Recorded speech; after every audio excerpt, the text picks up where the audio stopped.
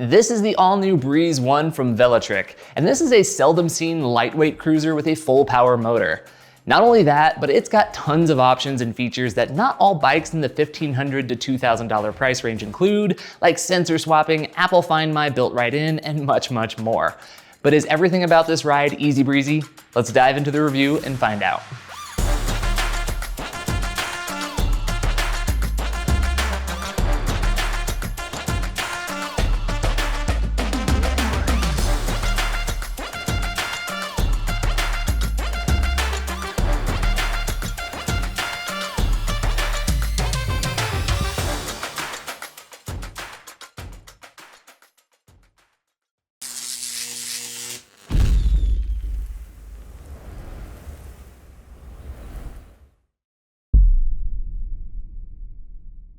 Hey, and welcome into Electric Bike Report. I'm Griffin, and I'll be showing you all our real-world testing of the Breeze today. But just a reminder that if you decide this bike is the one for you, using our affiliate link helps support our testing, and you can hit that subscribe button to get notified about our weekly show where we catch you up on the latest e-bike news, questions and answers, and great places to ride.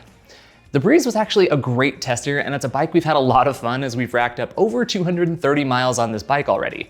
Here were the three biggest things about it that stood out to the team and myself. First, the motor was terrific. The bike has a 750 watt rear hub that peaks at 1150 watts and has 65 Newton meters of torque. Now that's really good power for a lighter weight bike, but part of the impressiveness is how many different options there are for choosing how you want to ride. It's one of the few bikes that lets you choose either a cadence sensor for an easier time on the bike with more motor power and less rider input required, or you can also swap to the torque sensor where you have arguably one of the best torque sensor hub motor experiences that you'll find out in the market. The bike engages very naturally and it's intuitive to use. There are multiple power profiles as well for further dialing in your motor output if you like to ride aggressively or conservatively. And even with all the variables, I felt like nearly all of the settings felt great. The second standout was its lightweight feel and all the handling benefits that gives you both on the bike and off of it. Velotric has a lightweight bike like the T1 and some more heavy-duty options like the Discover 2, but this one sort of splits the difference in terms of weight, but it still gives you a higher power motor where a lot of similar bikes like this on the market expect a 500 watt one. You end up with a bike that's got great zip and feels agile and nimble to ride. Not to mention that at 50 pounds for our size large tester, it'll fit nearly all hitch racks out there and just be less of a pain in general to move around the garage. Finally, Velotric has a commitment to comfort that is pretty evident on the Breeze. This bike really is easy on the rider. There are two frame sizes to help size accommodation, and either one has a 15-inch standover height, which is really easy to mount. It has an adjustable stem and cruiser bar to help keep you in an upright posture, and even the custom saddle, to me at least, is the sweet spot of padded, but not over the top where you're likely to go button-up on longer rides. With the top highlights covered, let's look at the rest of the spec and components. The 750 watt motor is paired with a 48 volt, 627 watt hour battery, which is removable and integrates into the down tube. It's painted to match the frame, and there are 5 different colors to pick from. The bike has both UL 2849 and 2271 certifications and IPX6 water protection ratings on the bike. The bike rolls on 27.5 by 2.2 inch Kenda tires and is stopped by Tektro 2-piston hydraulic disc brakes with 180mm rotors. The fork is a fully rigid aluminum one, just like the rest of the frame. Up next is the drivetrain, an 8-speed Shimano Altus that has a 46-tooth chainring and 11 to 32-tooth cassette. The cockpit has a Dutch-style cruiser bar, it's 680mm on our size large frame, and a 661 comes on the regular frame.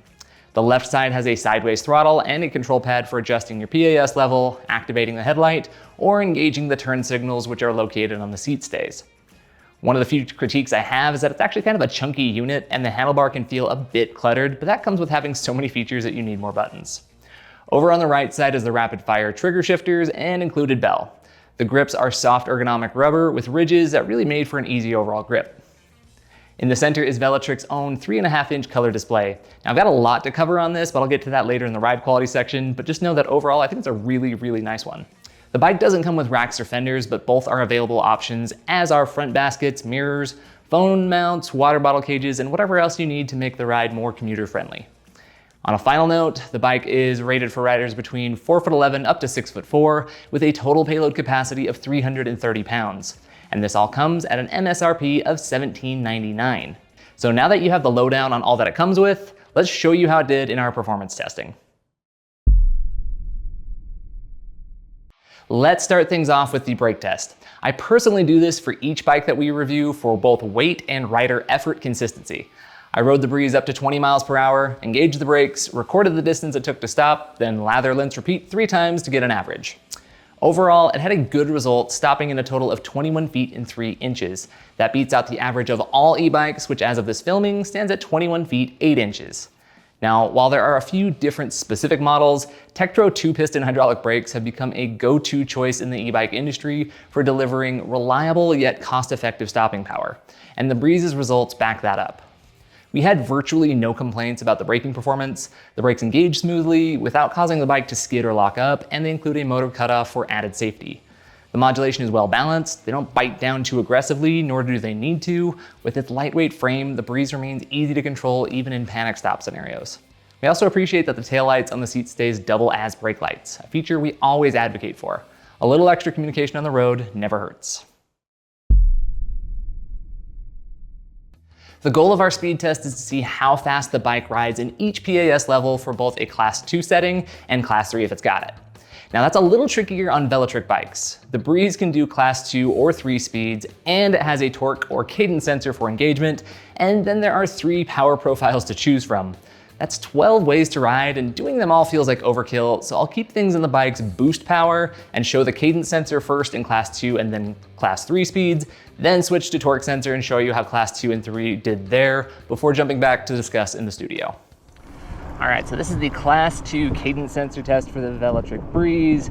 The bike in pedal assist 1, it's able to kind of seems to cut out about 10 miles per hour when you stop seeing any power output on the little bar indicator there. So yeah, it can boost you to about 10 miles per hour. It takes a little second to respond after I shift it into pedal assist 2, but it kind of boosts you along. It moves close to 2 mile per hour increments up to another 2 miles per hour to 12 miles per hour there. Overall, the motor actually engages nicely in this cadence sensor mode. Doesn't over boost you or anything like that. Just kind of gives you a good nudge forward. Maybe it's a little bit more pronounced there, going from 2 to 3. A little bit faster this time. We're going up to about 15 miles per hour until it levels off. So over in pedal assist 4 now. Again, I can kind of feel that motor nudging along. Doesn't kick or anything as soon as you hit the next level up, but it seems to be settling out around 17 miles per hour in pedal assist 4. Then pedal assist 5 now. Move through the rest of the gearing. Cadence sensor though, the motor's doing the lion's share of the work, and here we are up to 20 miles per hour, maybe edging out just a little bit above that 20.2, but overall pretty good solid motor engagement. Let's see how it goes on the Class 3 test. All right, so now we're in the Class 3 test, still on cadence sensor.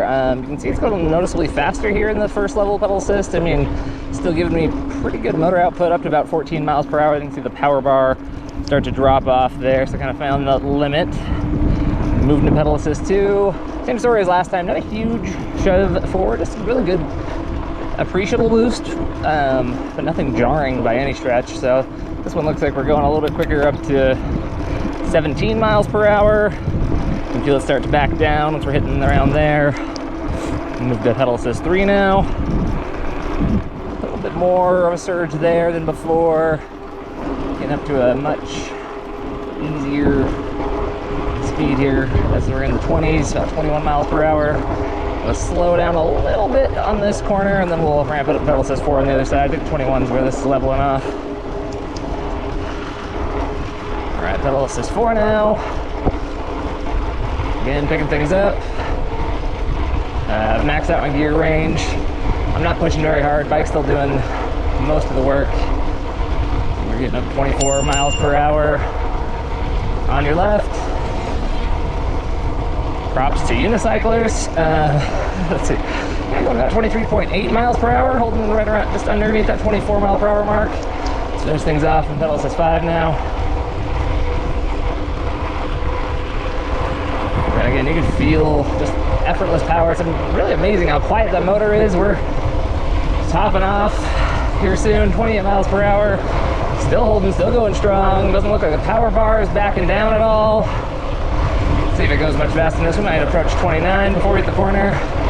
29 and still going, 29.1. Woo! This thing might go all the way to 30. So yeah, sure enough, hitting about 30 miles per hour, so I'll go ahead and slow down. So yeah, it seems programming a little bit, but it was pretty fun though, like really manageable, really easy, and a really quiet motor. Let's go see how things work, you know, on the torque sensing side. All right, so now we're gonna check out the torque sensor, how it does in its class 2 setting. So I'm in PAS 1 right now. Going a little bit quicker than I did on the cadence sensor side. It goes up to about 11 miles per hour before it backs down. Moving to pedal assist 2, a little bit more motor power, gonna move through the gearing. I'm currently in 5th gear. I really like the sensation here. It goes along really well with how I'm pedaling. This is more art than science, trying to let the motor do its thing, but obviously you gotta put your own personal torque down to get the benefit. Seems to cut off again around 15 miles per hour here.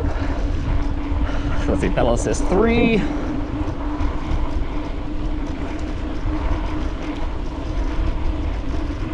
I feel like it's a more subtle experience going from 2 to 3 in torque than it was going 2 to 3 in cadence. You know, it's still there as long as you put in enough of your own torque. Let's move through the gears one more time. Up to 17 miles per hour, 17.5. Still going pretty well. Climbing up to 18. Seems to be backing down a little bit. Put in the 7th gear just to see if that actually does get us to 20. I wouldn't be surprised if it actually maxes out there. Yeah, it seems to be willing to give me some juice up to 20. So yeah, move to pedal assist 4. Going a little bit above 20 miles per hour, about 20.5 miles per hour. Pedal assist 5, still climbing a little bit. 20.5. 21 and a half, seems to back down finally there. So yeah, it definitely gets, you know, makes pretty easy work. You can top off 20 miles per hour just starting at pedal assist 3, but see how that translates on the class 3 side of things. Okay, now it is time for the class 3 torque assist speed test, our final one.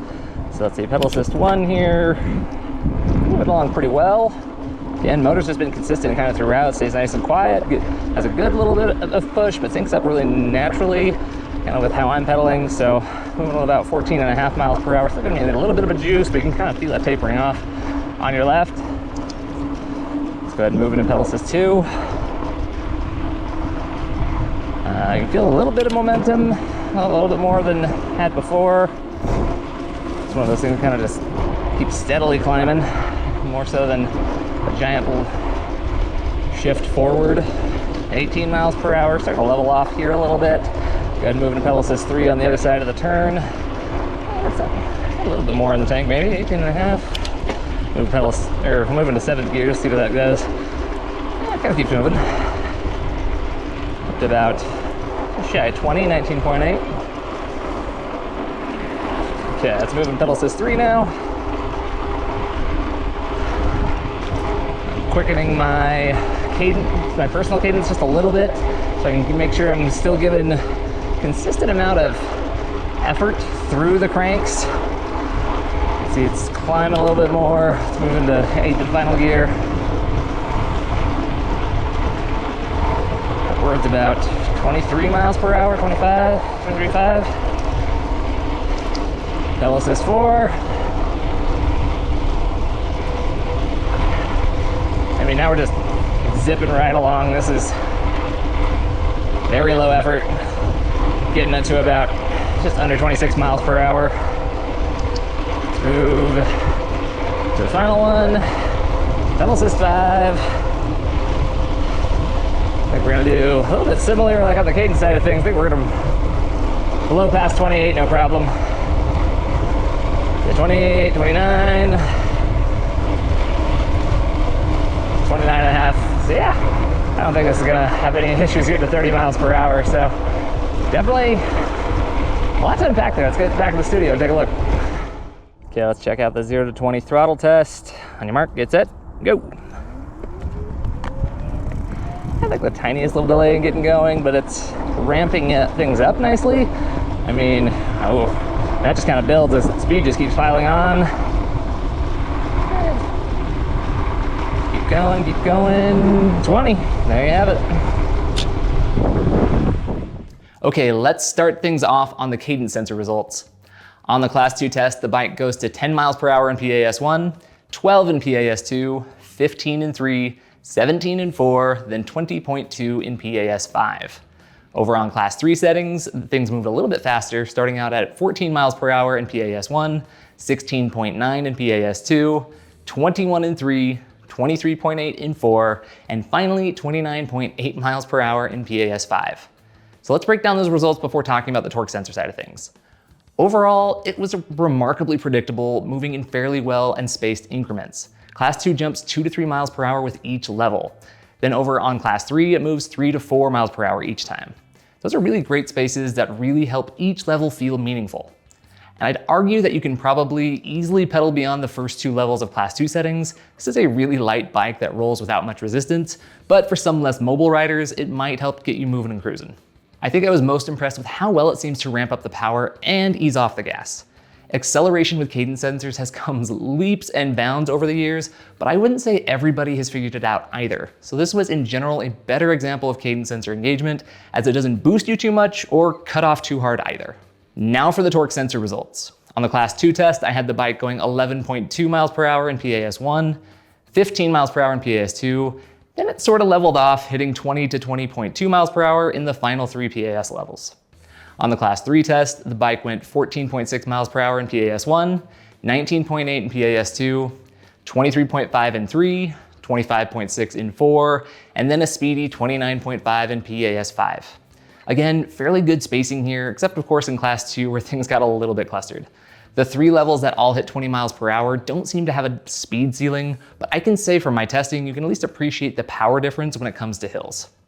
Velotric really went 2 for 2 here on motor sensors. The hub motor and torque sensor combo is amongst the best that I've experienced. The bike doesn't lag too much beyond an increase or decrease in your own personal output, and it scales up the motor speed appropriately. I think it feels just really well dialed in. The one room for improvement is in regards to going above 28 miles per hour. It's a weird quirk as lower speed settings seem to respect the limit that you set, but both cadence and torque sensors went a little faster than I set it to. It's not a huge issue and likely a fix that can be done over the air, but one point to possibly tighten up. As a final note, I just add that if you play with the power profiles, you can feel the difference there for sure. And I do love that they have a dedicated button you can click to switch those on the fly. I feel like I'd primarily run things in boost and then maybe switch to eco if I was running low on battery and nervous about making it to my next charge. And it's great that you can do that without having to stop and mess with the bike settings or open up the app. We run 2 different range tests to determine a bike's potential mileage on a full charge. One time in the bike's high setting and one time in the low setting. As we mentioned, there's a lot of ways to set this bike up, so we opted to do our bike's minimum power test in the bike's eco mode and the max assist in boost. In both cases with the torque sensor on and set to class 2 speeds, which is consistent with how we've tested other bikes. Now obviously your mileage could vary depending on how you set it up, but we felt this gives you the best general starting point. Velotric advertises a range of up to 70 miles, and in our testing, the Breeze actually exceeded that. In the max power test at PAS 5, we reached 35.62 miles. After a recharge, we hit 74.28 miles in the min power test while riding in PAS 1. This was a great overall result and a little bit better than I had initially expected. On paper, pairing a 627 watt-hour battery with a 750 watt motor isn't always ideal. It falls short of the 1-to-1 ratio of a battery's watt hours to a motor's watt output that we typically would look for. Now, however, the bike compensates with efficient tires, a lightweight frame, and in this test case, a torque sensor, all of which helps optimize battery consumption. Finding direct comparisons for this bike was a bit tricky. I typically sort through the data by frame style, and while this is primarily a cruiser, it could rightly be categorized as a commuter, while its lightweight frame makes it more akin to a city bike. Ultimately, I handpicked 43 similar models with overlapping qualities, bikes like the Event and Pace 500.3 and Blick Soul X, and found that the Breeze more than held its own with that group in terms of battery efficiency. When sorting through the data by miles per watt hour, similar to miles per gallon on a car, the Breeze ranked 8th best in the max test and 14th in the min test, which is a pretty impressive mark.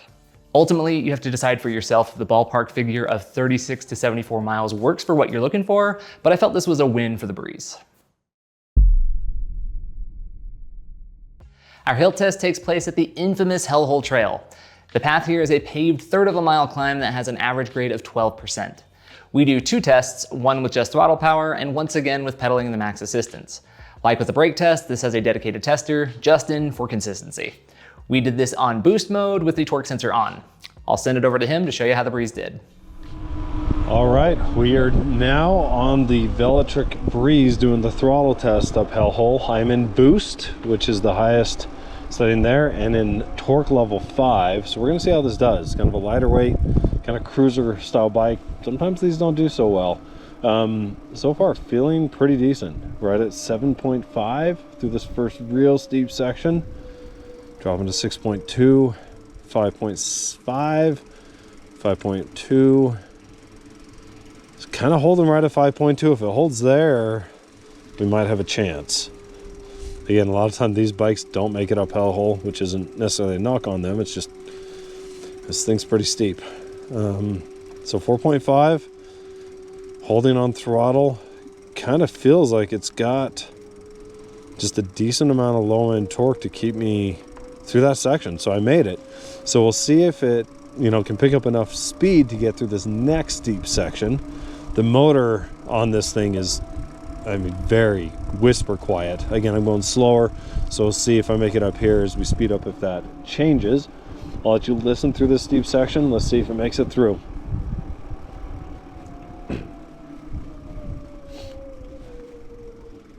Oh, come on.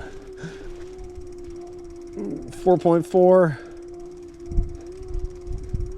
Kind of holding right there, 4.2. And it did it. So, barring something crazy, we're gonna make it up hellhole on throttle on the Breeze. Now, I'll let you listen after as we pass these people, so you can kind of hear what the motor sounds like as we pick up a little speed.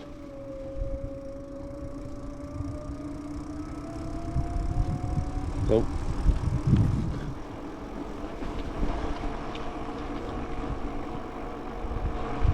Yeah, even as we pick up speed, this thing is whisper quiet. So will not be a record breaker going up the hill, not expected on this style of bike, but very quiet. One of the quietest motors I've heard. So we'll turn around, do the pedal, and see how it does.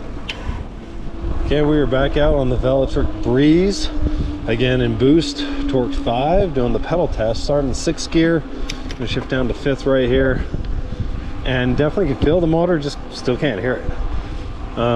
So through this first steep section, feels pretty good, right about 12 miles per hour, pushing just about average of what I push on kind of, rear hub motor. And seriously, I can't get over how quiet this motor is. Almost makes me question, like, is it on? But I would no way be going 12 miles an hour up this hill if it wasn't. So I'll let you listen through this next section, and I'll shift one more.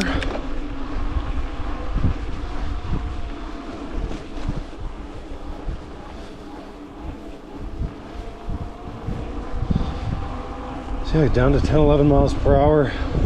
Feels very smooth, very consistent output on the motor. Get around these guys.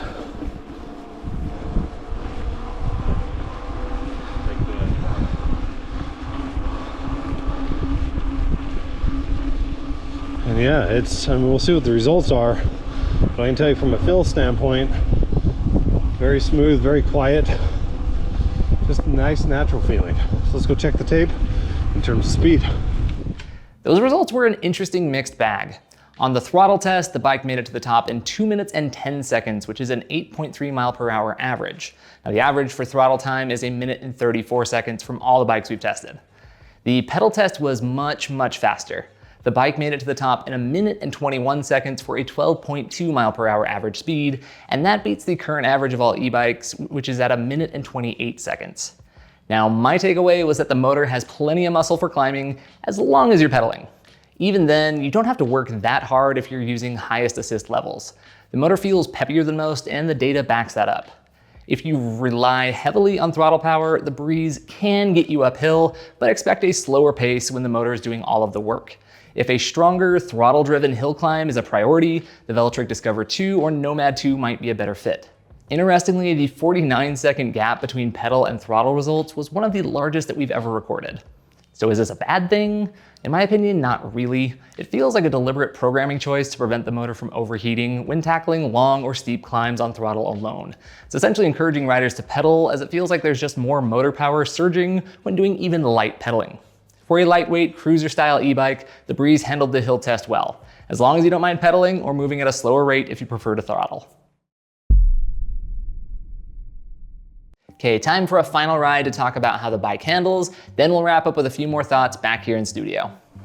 So the Breeze is actually kind of a really nice hodgepodge of different bike styles kind of meeting in one. It's lighter weight, so more like a city bike, kind of commutery, kind of cruisery, a little bit of all the above, but kind of the end product, end result is a really easy to ride bike that has a nice and light touch out on the roads and has retained a lot of really good motor power. I'm actually really happy with the whole lighter weight ride and higher motor power combo that Velotric's employed here. But let's kind of unpack all that. So the basics here. The Breeze comes in 2 different frame sizes. It says it fits riders from 4'11" up to 6'4". I think there's validity to that just because I'm a 6'1" rider. I'm more torso than legs though. I'm only a 32-inch inseam, but I've got about half an inch to an inch left of seat post adjustment that I can make, and I got full leg extensions, so I do think it'll accommodate taller riders. And then of course it's gonna be a little bit easier for shorter riders in general with that step-through frame. Only a 15-inch standover height, and then of course cruiser style bar that comes back to you makes it a lot easier for riders of different sizes. Further kind of like going along with that fact is the adjustable stem here. You can raise the handlebar up and down, find exactly where you need for that reach to just have a good and comfortable fit. In terms of like the overall handling, in a lot of ways this bike just reminds me of Velotric's Discover 2, and I almost kind of think of it as the Discover 2 Lite in some ways, but in the best possible way, because this is a 50-pound bike versus the 70 pounds of the Discover 2, and I can definitely like feel and appreciate that weight difference. The handling on this is just a little bit easier. It's a little bit snappier, more light, more playful. And then of course when you're moving the bike, when you're not riding it, it's just worlds different. Makes it so much easier to get up on a hitch rack or move it around the garage, whatever you gotta do. Just some other factors that go into it. The handling's nice. It is a little bit flexy by nature, which is true of a lot of step-through designs. But they've done some things that offset that. I still think it overall is nice because it's a rigid front fork. Some people are gonna see that and be a little disappointed. I know a lot of people hope to see suspension forks on almost all e-bikes. I really don't think it's lacking on this one because of the design with the swept back handlebar and the adjustable stem and all the other factors already listed. I mean, you sit so upright. You don't have to lean forward into your palms too much. You don't feel a whole lot of the upfront abrasiveness of the road. So I don't think it really needs a suspension fork, and it does, again, stiffen up the front end a little bit, help combat some of the inherently flexy nature. Now, even that frame flex that I'm talking about, it's not a deal breaker by any means. You really only notice it if you're taking a corner at higher speeds. But again, this is more of like cruiser ethos bike. I'm not going to recommend people take a corner at 20 miles per hour per se. So overall, I kind of will take the weight and the costs savings that kind of come with that rigid front end. I actually think it was the right call for this bike. Now, in regards to the tires, 27.5 by 2.2 inch Kenda tires, really nice. We're over almost 230 miles in, haven't had any flats at this point. Puncture protection's been holding up really nicely, which is saying a lot. We've actually had a few storms pass through, always kicks up debris and stuff here on the roads, haven't had any flats, so that's great. They're holding up nicely as well. And then, finishing things off, we've talked a lot about the motor up to this point, so I'll try not to be too repetitive, but again, it's amazing how you can pick, the exact ride you want. You have those 3 different power modes you can cycle through. The cadence sensor, I mean, even that one, it's a testament to how far cadence sensors have come. 3, 4, 5 years ago, a lot of them, they would shoot you out of a cannon. A lot of them had some egregious delays in recognizing you were pedaling. Some of them had both of those issues, and it was not a good combo. This one does a really good job. It ramps you up in a very manageable way, but it can still build that top speed. So if you're traveling at those faster class 3 speed limits, you can enjoy that, building things up going faster. And then on the torque sensor side of things, I mean, it's really smooth as butter. This bike, again, probably because it's lightweight, because the tires are a little bit more narrow for a commuter standard. I mean, it works and syncs up so well with your pedaling effort. It's easy to maintain a good cruising speed. You put down a little more effort, raise the heart rate by 5 or 10 beats per minute, and you can just see and feel the bike give you more. It's just really, overall, it feels like a good accomplishment with what Velotric's been able to do here on this bike. But, in addition to how nicely it rides out on the roads, there's a lot of other just really nice features and additive things that Velotric has done to the Breeze that just kind of enhance the overall experience. Let's talk a little bit more about those back in the studio. Velotric has done a really good job adding small, practical niceties to the bike. If you charge the battery while it's still on the bike, the display will give you an estimated charge time remaining. It has features like Apple Find My built in, which gives you a backup option if locking up your bike should fail, so you can hopefully track things down, and it will integrate with Apple Health if you're all about extra health data. Setting the throttle and pedal speeds independently is more great control that you have, and even a cruise control mode if you just want to enjoy a mellow jaunt down your local pathway. There's just a lot of extra mile things present that are just really easy to appreciate. All right, so just want to give you a really quick run through of the display, because like I said, this is actually one of my favorite displays that we've seen on any e-bike. So a lot going on here, but it's actually really easy to follow along. The display itself has the usual readouts. You have your battery percentage up here, speedometer in the middle. Don't know if this shows up on camera or not, but this is actually a little power curve. So you can see just how much, how many watts you're blasting, how hard you're pushing the motor. On the left side, this boost signifies the power profile we're in. You can toggle that with this button here on the bottom of the control pad between eco and trail mode. This right here will light up if you have the light turned on, and then grays out when it's not in use. On the right side is where you have your pedal assist settings. It's color-coded as well, which is really nice. You can just pick up what you're in at a glance. And it says cadence there because we have the cadence sensor on, not the torque sensor. You can toggle through a few different settings here by hitting the menu button. This is actually something I really liked seeing, kind of hope to see it on more e-bikes. So you actually have a temperature readout for your motor and for your controller. That is really nice to have. Summers here get above 110 degrees. They are brutal. That can be taxing on e-bikes. You can just kind of check in and see the health of the motor if you're pushing it too hard. This is also, will respond to colors, yellow and red. Red meaning you're potentially overheating. Just a good reminder that you can, lower your pedal assist or go in the shade for a minute, just let things cool down. But again, more things you can toggle through there. So your, overall odometer and trip distance, things like that. Then if we hold down the menu button, it'll jump into the advanced settings. And again, Velotric just does really good. They give a lot of different things that you can control. So you can set the speed limit. I like, again, that you can set the pedal speed and the throttle speed independently. Kind of nice to be able to choose and dictate that. Menu button saves things, whereas the same button that adjusted your power mode is how you go back. So here's the sensor swap where you can pick if you want the torque or the cadence sensor.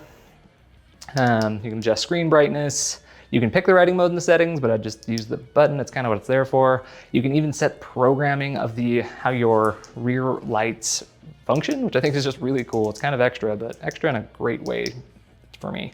The auto light function, so the headlight actually does have a mode for turning on and off, just kind of detecting how bright it is around you. Again, kind of another nice feature to have. Set when you want the bike to power off, the throttle limit, so cruise control. Again, you can actually engage that just to hold a set mile per hour, which is really nice if you don't want to pedal and you don't want to hold down the throttle. But that does deactivate just when you squeeze the brakes. Here's how you can go ahead and connect to the app, set up Apple Find My, pick your unit of choice, and then just see which firmware version you're on. Again, there's just a whole lot going on in here, but I actually really appreciate it. These are really useful and practical things, and some things that are a little bit extra as well, which I don't mind to see. Okay, I wanted to show you how the app works as well. Very similar to the settings function we took a look at on the display, but kind of a little bit of a different format. So when you open up the app, you can go into the settings here, you can name your bike, pick the riding modes. Again, I think it's a little more convenient just to use the button, but you can do that in the app as well if you like. You can adjust the screen brightness. I just usually leave it in auto. Speed limit, independently controlled via pedal or throttle, so you can set that however you would like. Just remember, if you're doing throttle and you're going above 20 miles per hour, just make sure to check that that's legal where you're at. Power off, so if you can set the time for your bike to turn itself off if you haven't been moving it or riding it. Auto light, cruise control, again, you can actually hold a set speed limit, kind of a cool little feature there. The throttle limit corresponds with, if we turn that on with cadence mode, PAS1 cadence mode, about 10 miles per hour. So with this enabled, if I'm in PAS1, the throttle will also go to PAS1. I actually really like that just for a little bit more control. Or turn it off if you just want throttle on demand, the ability to go to 20 regardless of what pedal assist setting you're in. Again, sensor swap, pick your unit, miles or kilometers, firmware update. Now this is the thing, like I said, the app and the settings, you can pretty much do all the same basic stuff. It's always worth getting and downloading the app though, just to make sure you've got the latest firmware on there. Updates don't come that often for most bikes, but check it every just check it periodically, make sure you've got all the latest settings. So it does have a GPS as well, so it doesn't kind of like shows that bike moving, and then once you actually go to stop the ride, See if it does this for me. I actually just turned it on now, so it won't. But when you actually go to stop the ride, it'll kind of like show you the route that you went via GPS and give you some, of the advanced stats regarding the latest trip that you just took. So again, really helpful, really nice and detailed app. Pretty impressed with what Velotric's done. With the Breeze, Velotric has crafted a bike that looks great, delivers serious comfort, and is simply a joy to ride. The Breeze rides smoothly thanks to its refined motor engagement and nimble, agile handling. It's refreshing to see a lightweight cruiser that doesn't compromise on power. Zipping through town or climbing hills feels effortless, whether you're using the torque sensor for a natural pedaling experience or switching to easy mode with the cadence sensor. It's also packed with thoughtful features, including Apple Find My integration, cruise control, and a detailed, user-friendly display and the app. Test results consistently outperform the averages, and aside from a few minor drawbacks, like a slightly cluttered handlebar, there's just not a whole lot that I didn't enjoy. This was an overall great bike by just about any measure. If it fits your budget, it's worth a look. That'll do it for this review. Thank you so much for watching. Make sure to like, subscribe, and check current pricing from the link down below. I'm Griffin with Electric Bike Report, and I'll see you on the next review.